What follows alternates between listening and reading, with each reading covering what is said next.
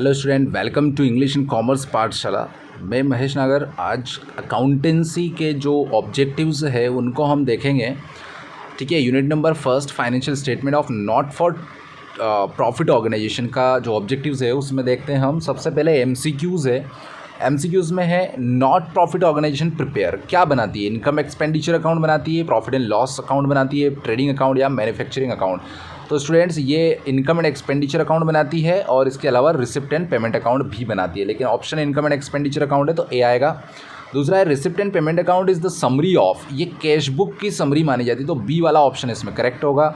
Third है income and expenditure account records transaction of, किस तरह के ट्रांजेक्शन्स जो इनकम और एक्सपेंडिचर अकाउंट में रिकॉर्ड होते हैं तो केवल और केवल रेवेन्यू नेचर के होते हैं। लेकिन अगर ये ऑब्जेक्टिव चेंज होकर आता है रिसिप्ट एंड पेमेंट अकाउंट में किस तरह के जो ट्रांजेक्शन्स हैं वो होते हैं तो उसमें रेवेन्यू नेचर और कैपिटल नेचर दोनों के होते हैं तो सी ऑप्शन आएगा। लेकिन फिलहाल इनकम एंड एक्सपेंडिचर के लिए क्वेश्चन पूछा है तो रेवेन्यू नेचर ओनली ए वाला ऑप्शन आएगा। दूसरा है balance of receipt and payment account is always. देखिए students, receipt and payment account में कैश जो आता है उसको लिखते हैं और कैश जो जाता है वो लिखेंगे। रिसिप्ट्स जो है वो हम डेबिट साइड लिखते हैं और पेमेंट जो है वो क्रेडिट साइड लिखते हैं। तो हमेशा रिसिप्ट ज़्यादा होगी और पेमेंट्स हमेशा कम होगा तो हमेशा इसका डेबिट बैलेंस होता है, यानी कि ए ऑप्शन आएगा।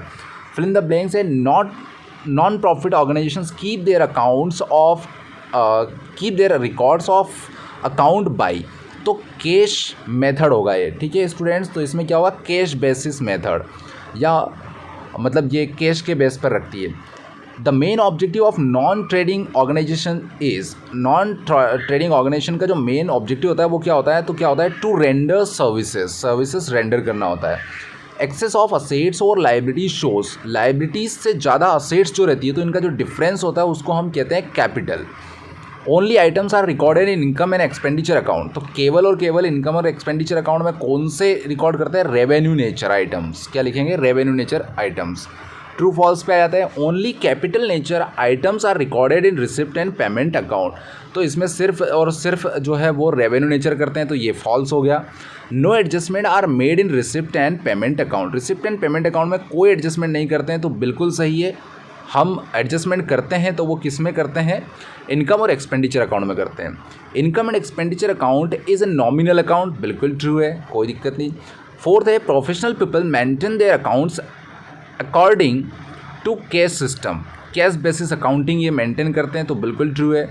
दूसरा है subscription and donations are the main income of या main sources of income for non profit organisations, तो बिल्कुल ये ट्रू है, कोई दिक्कत नहीं।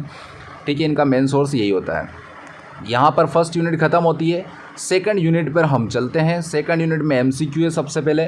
ठीक है, सेकंड यूनिट का नाम है अकाउंटिंग फॉर पार्टनरशिप। तो फर्स्ट क्वेश्चन है interest on loan in absence, यहाँ इन ए सेंस नहीं है, in absence of partnership deed is given. Partnership deed अगर नहीं है तो कितना लोन जो है वो इंटरेस्ट जो है लोन पर दिया जाएगा पार्टनर्स को, तो वो है 6% एनुअल, यानी कि बी वाला ऑप्शन।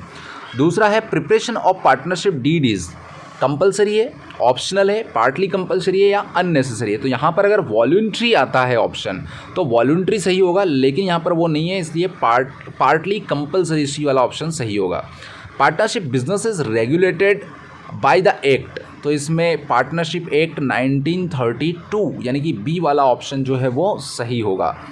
फोर्थ है in the absence of partnership did the profit is shared, अगर प्रॉफिट कोई डिस्प्यूट होता है कुछ भी होता है तो अगर पार्टनरशिप डीड अगर नहीं है तो इक्वली पार्टनर्स जो है वो इक्वली प्रॉफिट शेयर करेंगे, सी वाला ऑप्शन आएगा। उसके बाद मेज द कॉलम है, तो रिटर्न एग्रीमेंट जो होगा स्टूडेंट्स उसके लिए ई वाला ऑप्शन आएगा, यानी कि पार्टनरशिप डीड होती है।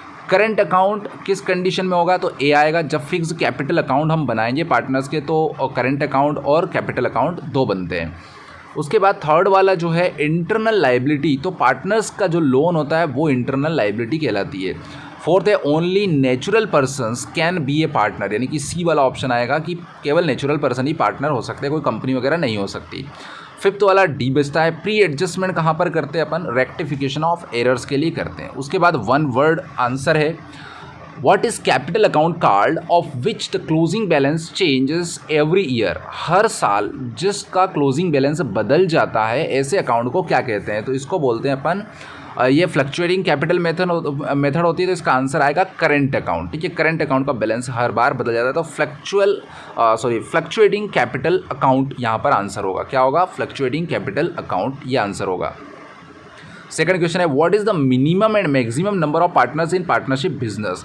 पार्टनरशिप बिजनेस के लिए मिनिमम 2 होते हैं और मैक्सिमम 100 पार्टनर्स जो है वो हो सकते हैं स्टूडेंट्स। थर्ड है, why does the interest on capital paid by the firm to partners. Partners को जो कैपिटल है उसके ऊपर इंटरेस्ट क्यों दिया जाता है? तो ये तब दिया जाता है when it is provided in partnership deed. जब पार्टनरशिप डीड में इसका प्रोविज़न है तभी इंटरेस्ट ऑन कैपिटल दिया जाता है। फोर्थ है, the persons who have entered into partnership with one another are collectively called. उनको कलेक्टिवली हम क्या कहते हैं? पार्टनर्स कहते हैं। ठीक है स्टूडेंट्स।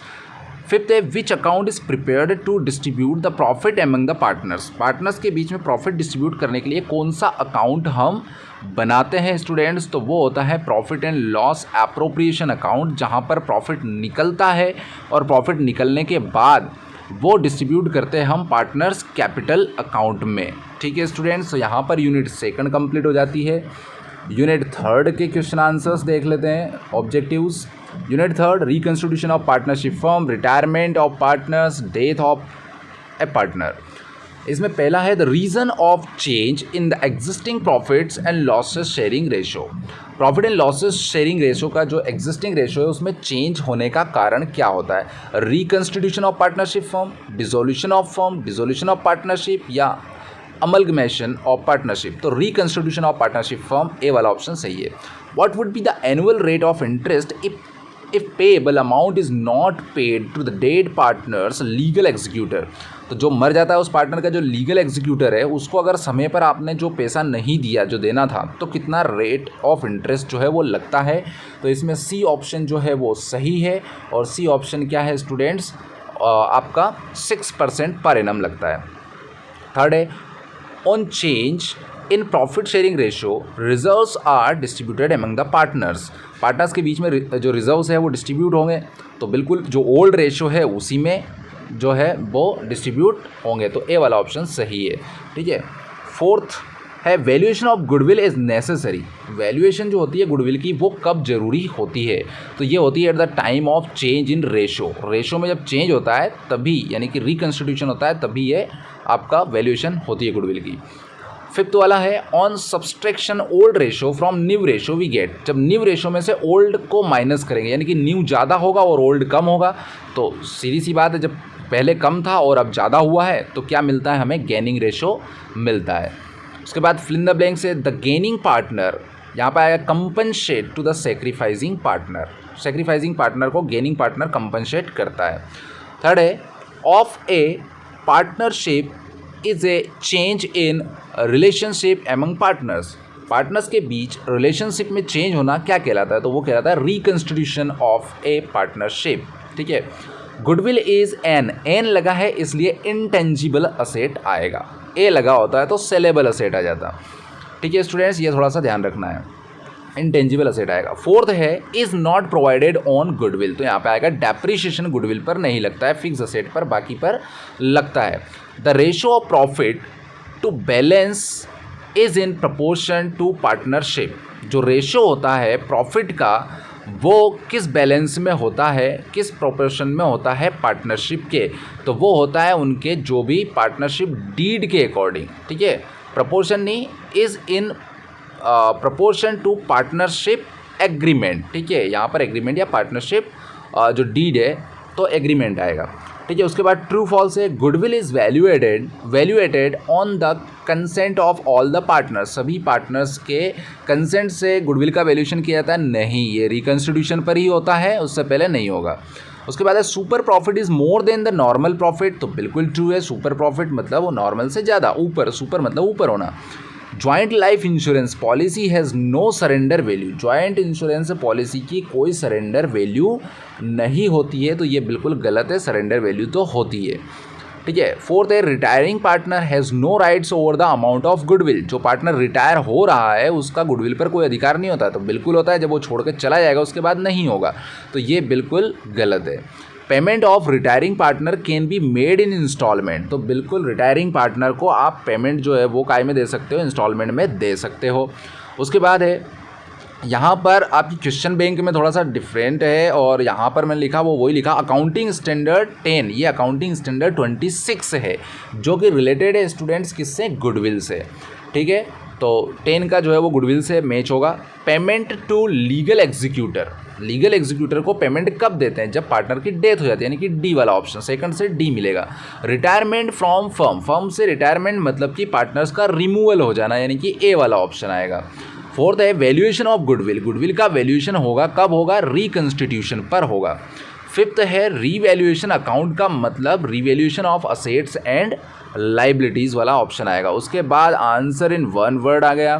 तो what is the base of valuation of goodwill, goodwill को वैल्यूएशन करने का आधार क्या होता है, तो ये एवरेज प्रॉफिट भी लिख सकते हो आप, या प्रॉफिट भी आप लिख सकते हो। व्हाट इज़ नॉर्मल प्रॉफिट, तो नॉर्मल प्रॉफिट की छोटी सी डेफिनेशन लिखना है कि normal profit is that profit which is earned by the partnership firm, है ना, जो कि पार्टनरशिप फर्म के द्वारा अर्न किया जाता है इन नॉर्मल कंडीशंस। और हम बोल सकते हैं कि नॉर्मली जो एक्सपेक्टेड रिटर्न रहता है उसको ही हम नॉर्मल प्रॉफिट कहते हैं। थोड़ा सा और देख लेना तो अच्छी डेफिनेशन मिल जाएगी। थर्ड है it is necessary to access the value of goodwill at the change in profit sharing ratio, या सॉरी थोड़ा गलत पढ़ दिया, दोबारा से पढ़ता हूँ। It is necessary to assess the value of goodwill at the change in profit sharing ratio, क्या ये ज़रूरी है कि गुडविल का असेसमेंट हो, उसकी वैल्यू कितनी है जब प्रॉफिट शेयरिंग रेशो चेंज हो रहा हो, तो यस, बिल्कुल यस लिखना है बस। Which account is opened when payment is given to a partner by annuity method, जब एन्युटी मेथड के थ्रू पार्टनर को पेमेंट दिया जाता है, जो रिटायरिंग हो रहा है उस पार्टनर को, तो कौन सा अकाउंट ओपन किया जाता है, तो ये किया जाता है annuity suspense account, annuity suspense account. Fifth है write one reason of partners of retirement of a partner from the firm, firm के पार्टनरशिप से रिटायर होने का एक रीज़न लिखिए। तो बहुत सारे रीज़न है, आप death of old age of partner लिख सकते हो, परमानेंट डिसेबिलिटी लिख सकते हो, या परमानेंट प्लेस चेंज लिख सकते हो, ये कोई सा भी लिख सकते हो आप स्टूडेंट्स। ठीक है, यहाँ पर इस यूनिट के ख़त्म हो जाते हैं। अब हम नेक्स्ट यूनिट पर चलते हैं, यूनिट नंबर 4, है ना। इसके एमसीक्यू है realisation account is a nominal account. Realisation account जो है स्टूडेंट्स वो किस तरह का अकाउंट होता है, वो एक नॉमिनल अकाउंट होता है। On dissolution of partnership firm assets and liabilities are transferred to, asset और लाइबिलिटीज़ कौन से अकाउंट में ट्रांसफ़र की जाती है, रियलाइजेशन अकाउंट में ट्रांसफ़र की जाती है, यानी कि डी वाला ऑप्शन आएगा। थर्ड है on dissolution of partnership firm the balance of profit and loss account is transferred to, जो बैलेंस होता है या लॉस हो या प्रॉफिट वो कहाँ पर ट्रांसफ़र किया जाएगा, पार्टनर्स कैपिटल अकाउंट में वो डिस्ट्रीब्यूट कर दिया जाएगा जाके। फोर्थ है मतलब ए वाला ऑप्शन आएगा।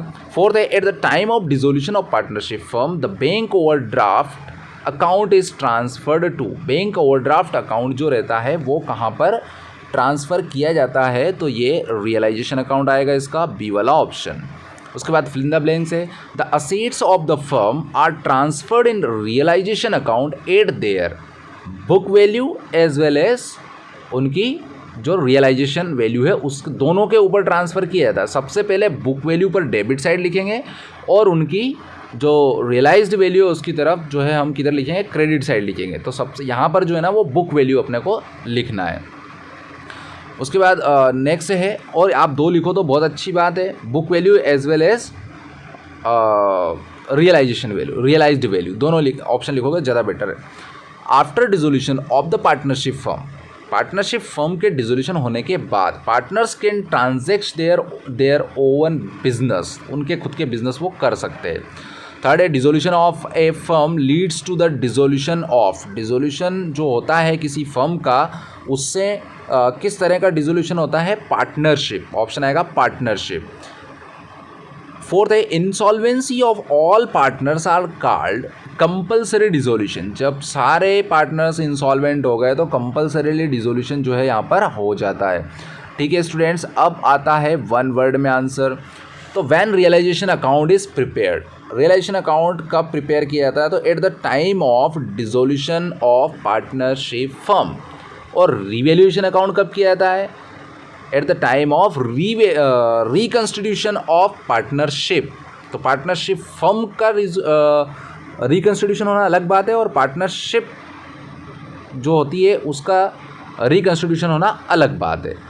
ठीक है स्टूडेंट्स, डिटेल में आप पढ़ लीजिएगा। तो ये कब बनाया था? Realisation account at the time of dissolution of partnership firm, ऐसा लिखना है, फर्म तक लिखना है पूरा। दूसरा है dissolution of firm due to effect of time is called. Time के अकॉर्डिंग जो डिसोल्यूशन होता है, ठीक है, उसको हम किस तरह का डिसोल्यूशन कहते हैं? ठीक है, तो टाइम के अकॉर्डिंग जो होगा तो वो आपका कंपल्सरी डिसोल्यूशन में आता है। ठीक है, in which side of realisation account unrecorded liabilities are recorded. तो अनरिकॉर्डेड लाइबिलिटीज़ को हम डायरेक्ट उनकी रियलाइज्ड वैल्यू पर लिखते हैं, तो ये आएगा आपका किस तरफ? उनकी रियलाइज्ड वैल्यू पर लिखेंगे तो ये आएगा डेबिट साइड। दूसरा है in which side of realisation account realisation expenses are recorded, तो ये भी डेबिट साइड ही रिकॉर्ड हम करेंगे स्टूडेंट्स। तो यहाँ तक आपकी 4th यूनिट कंप्लीट होती है।